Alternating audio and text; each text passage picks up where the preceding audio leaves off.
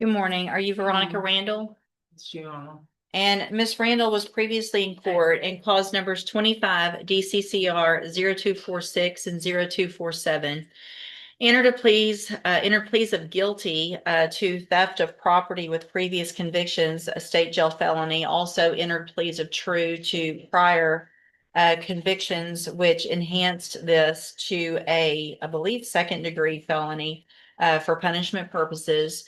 The agreement was for a cap of 6 years in prison. I've received and reviewed that pre-sentence report. Have you all both had an opportunity to review that report? Yeah, Sean. Yes, sir. Are there any additions or corrections to the report? All good? What you read? All accurate? No additions. Judge, I don't have any additions or corrections. I would just state if it's the appropriate time for the court. When I look at it, I have some empathy for Ms. Randall based on the comments that she made. But how much can we take her out of her word with her criminal history? The court will recall you previously rejected 4 years in this case. I'll defer to whatever you think appropriate. Yeah, Judge. I also have taken judicial notice of the jail incident reports. You both should have copies of those. Have you both had an opportunity to review those as well? Yes, sir. Yeah, Sean. All right, Mr. Vasquez, you may proceed with argument. Gianna, I know Miss Randall's had probation a couple of times in the past. And it didn't work out for her. But I'm arguing for anything that does not involve incarceration. Ask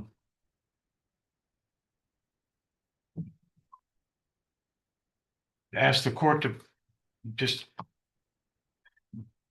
grant her probation with every condition and that the court thinks best would help her to quit offending. And in lieu of that, I mean, in the alternative, you're not asked for something less than the 6 years. If she's going to. Anything else, Ms. Malfini? Judge, I don't have any additional comments. I would just state that our agreement initially was to dismiss the new case because she already has the sequence felony priors that would enhance anything further. But if the court disagrees with that, we can visit about it after the sentence. So, Ms. Randall, I made some notations on this pre-sentence report, some issues and maybe some mental health issues that have contributed some issues in the past.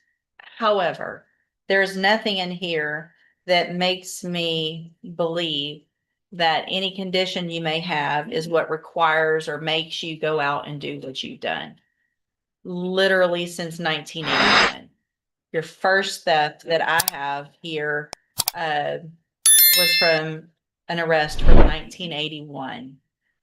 Then I have one after another misdemeanor thefts through 2018. Then we've got, starting in 1986, a robbery and a theft.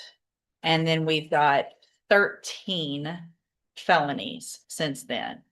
These are your 14th, 15th, and I guess 16th felonies.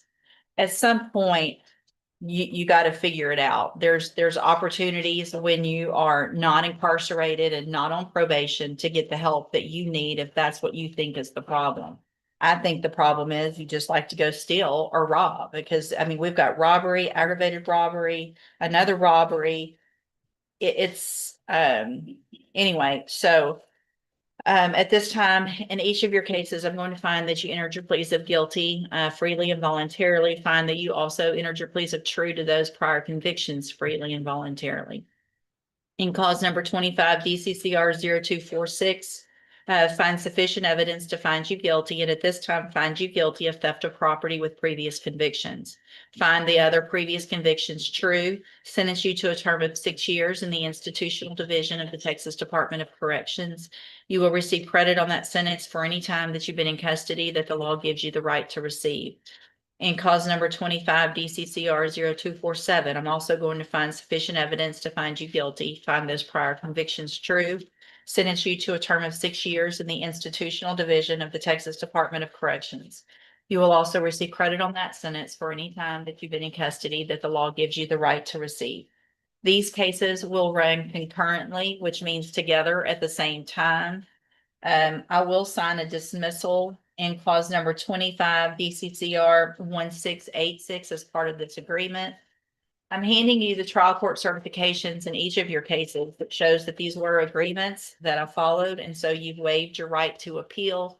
I also handed you a written admonishment regarding your ineligibility to possess a firearm or ammunition. Because of the judgments entered against you, you're ineligible under Texas law to possess a firearm or ammunition. Possession of a firearm or ammunition could lead to charges against you. Firearm is a legal term, and you should read that written admonishment I provide you to see what devices qualify as a firearm. If you have questions about the laws that make you ineligible to possess a firearm or ammunition, or about how long that lasts, you can talk with Mr. Vasquez. Right, ma'am, you can go back with the bailiff. Thank you.